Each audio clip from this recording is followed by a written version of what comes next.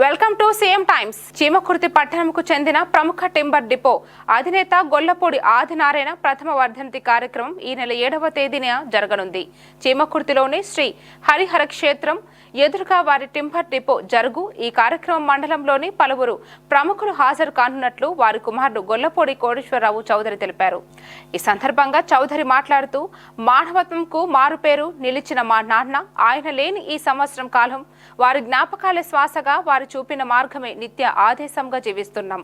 వారిని గుండెల్లో నింపుకున్న మేము వారి ఆశయ సాధనకు సమాజహిత కార్యక్రమం నిర్వహిస్తామని ఆదినారాయణ కుమారుడు చౌదరి అన్నారు.